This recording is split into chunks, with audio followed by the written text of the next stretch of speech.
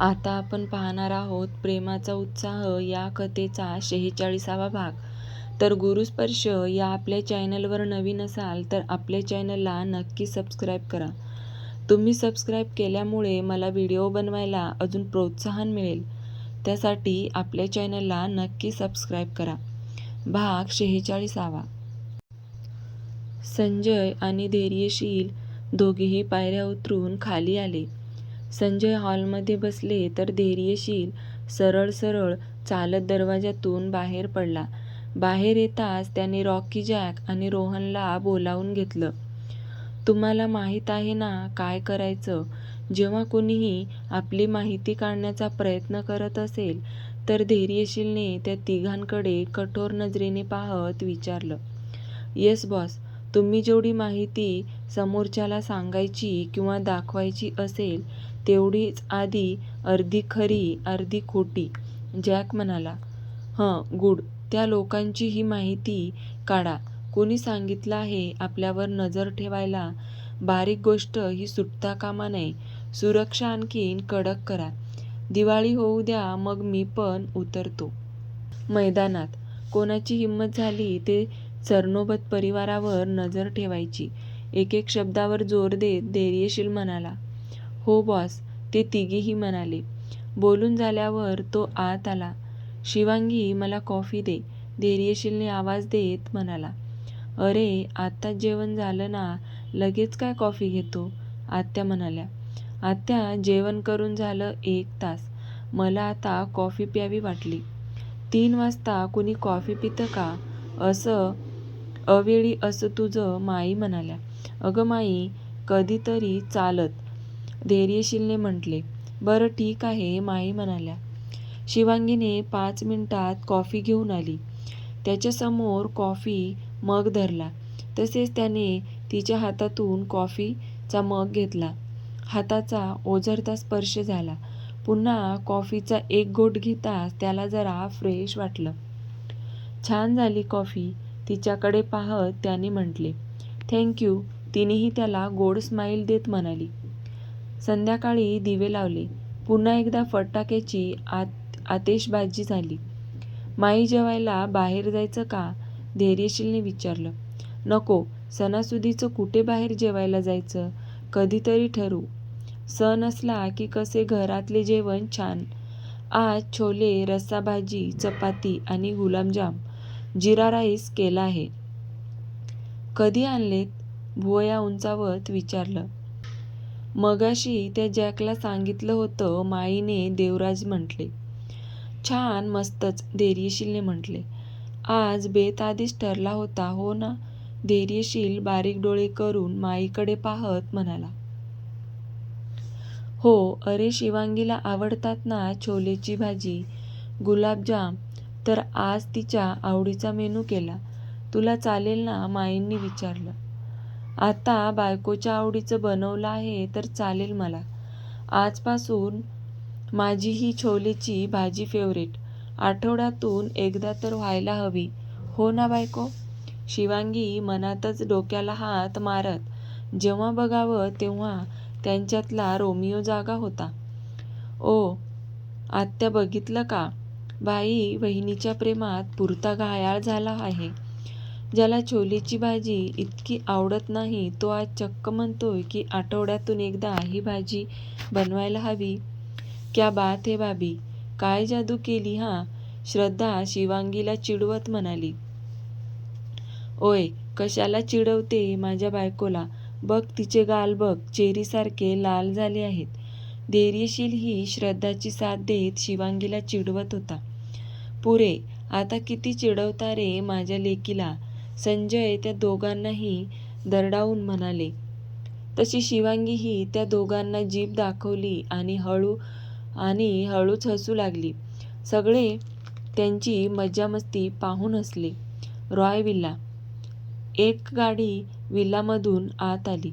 विल्लाच्या मुख्य दरवाजासमोर ड्रायव्हरने कार थांबवताच एक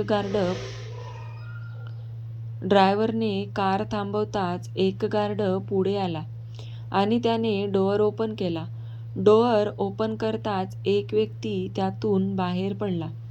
ब्लॅक बिझनेस सूट घातला होता. शर्टाचे वरचे 2 बटन ओपन ठेवलेले. जेलने केस सेट केलेले. एका हातात रॉयलेक्स वॉच होतं, तर एका हातात सोन्याचं ब्रेसलेट होतं. विलाकडे एक नजर टाकली आणि टकटक बुटाचा आवाज करत तो विलाच्या आत गेला.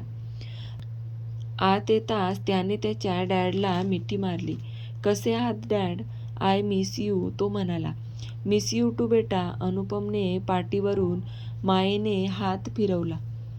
"समर, पहिले फ्रेश होऊन ये. आपल्याला बोलायला अख्खी रात्र पडली आहे." ते हसतच म्हणाले. "येस डॅड, आलोच," समर म्हणाला आणि तो त्याची बॅग घेऊन रूमकडे निघून गेला.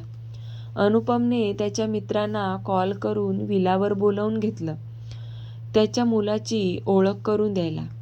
त्याचा लाडका लेक जो आला होता. थोड्याच वेळात अनुपमचे जिवलग मित्र आले. "कसे आहात अंकल?" तो त्या चौघांच्या पाया पडत चेहऱ्यावर हसू ठेवून विचारलं. "आम्ही मस्त. तू कसा आहेस?" गौतमने विचारलं. "मी एकदम फिट अँड फाईन," समरने म्हटलं. "सुभाष, बघ कसा दिसतोय माझा मुलगा. लाखात एक आहे," अनुपम म्हणाले. "हो मग, अगदी हिरोलाही मागे सोडलं आहे," सुभाष हसत म्हणाले. "मग काय विचार करतोय तुझ्या मुलीसाठी? माझ्या मुलाचा विचार कर," अनुपम समरच्या खांद्यावर हात ठेवून म्हणाले. "डॅड प्लीज, आता लगेच मी लग्न करणार नाहीये. मला थोडं अजून एन्जॉय करायचं आहे. त्यानंतर बघू," समर म्हणाला. "अरे, लगेच थोडी तुमचं लग्न लावून देणार आहे. एकदा ओळख तर करून घे. बघायला काय जातं?" "सुभाष, तुझ्या मुलीचा अनायाचा फोटो दाखव याला," अनुपम म्हणाले. "हे घे." सुभाष यांनी मोबाईलमध्ये अनायाचा पिक फोटो ओपन करून मोबाईल अनुपमकडे दिला. समरला दाखवला तिचा फोटो. त्याने एक नजर तिच्या फोटोला पाहिलं आणि त्याच्या डॅडकडे पाहिलं. "ठीक आहे, ओळख करून घेऊ, मग बघू पुढचं पुढे," समर म्हणाला. "ओके चालेल अनुपम. डिनर करून घेऊया," समर म्हणाला. "हो अनुपम." समर थोडाफार बोलत होता. बाकीचे हे चौघे 5 जण जास्त बोलत होते. समर मात्र कसल्याशा विचारात हरवला होता.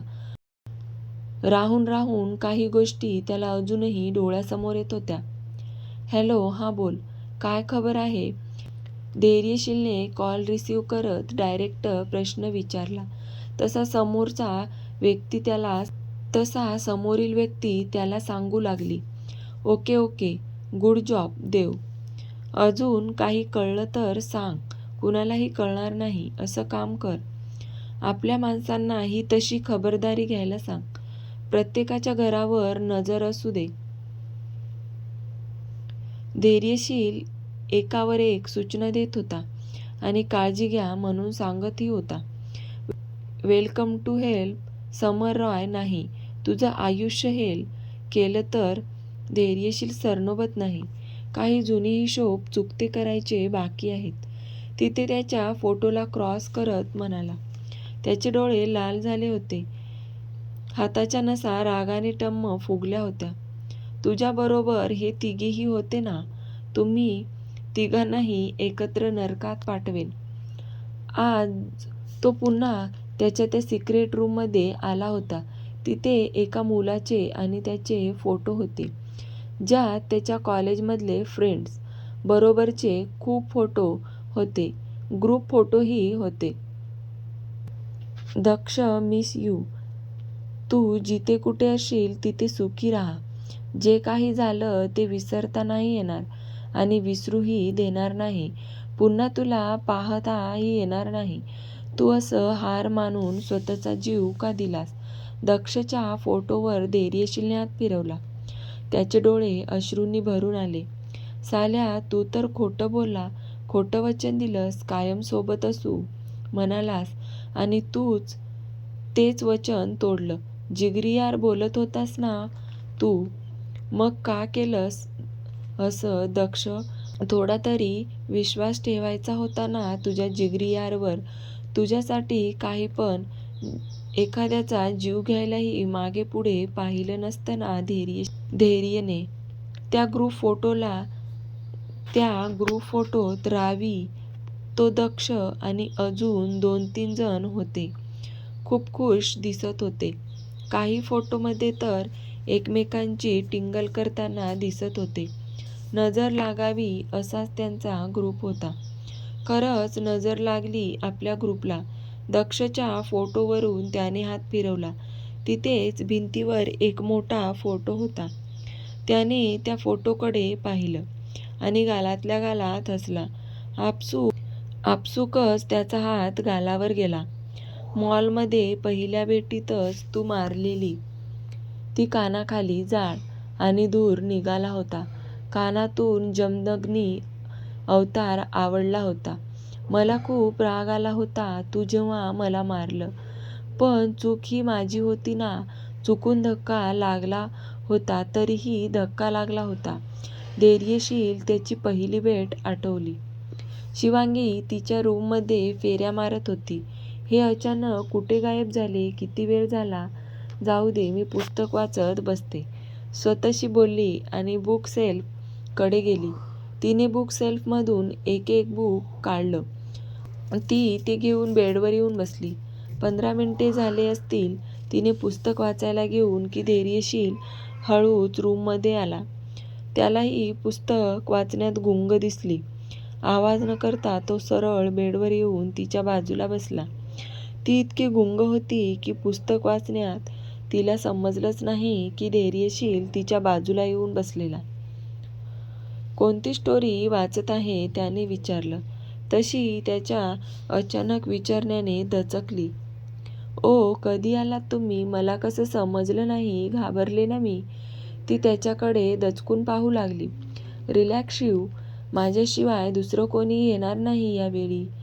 स्टोरी वाचण्यात इतकी गुंग होती की तिला समजलंही नाही मी आलेलो. तो तिला पाहतच म्हणाला.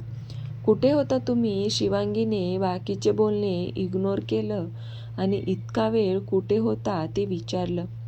ओ मॅडम, बायकोच्या रोलमध्ये आलात तर धैर्यशील शिवांगीकडे पाहत. 1 मिनिट, रोलमध्ये काय? मी बायकोच आहे ना तुमची. शिवांगीने डायरेक्ट त्याची कॉलर पकडत म्हणाली. शिव, कॉलर नाही हा पकडायची, तो थोडं चिडल्या सुरात म्हणाला. का? शिवांगीने विचारलं. मला नाही आवडत, धैर्यशील म्हणाला. ओ, राग येतोय बेबीला? शिवांगी बारीक डोळे करून पाहत म्हणाली. बेबी डोळे गोल गोल फिरवून त्याने शिवांगीकडे पाहत म्हणाली. ये, बाकी काही म्हण, पण हे बेबी शोना अजिबात नाही बोलायचं. कसं वाटतं ते? त्यापेक्षा अहोच आपलं बरं आहे. तिचा हात कॉलरवरून हळू सोडवला. मस्करी करत होते. मुळात मलाच आवडत नाही ते बोलायला. अहो बोलण्यामध्ये जी बात आहे ना, त्याची सर कशाला नाही, शिवांगीने म्हटले. आता कशी म्हणालीस? बरं चल, आता झोपू या, उशीर झाला आहे. उद्या लक्ष्मीपूजन आणि पाडवा आहे. लवकर उठावं लागेल. तो बेडवर आडवा पडत म्हणाला. हो. तिने पुस्तक बाजूला टेबलवर ठेवून दिलं. लाईट्स ऑफ केल्या. तर कसा वाटला आजच्या कथेचा हा भाग? आवडला असेल तर व्हिडिओला लाईक, शेअर आणि सबस्क्राईब करा.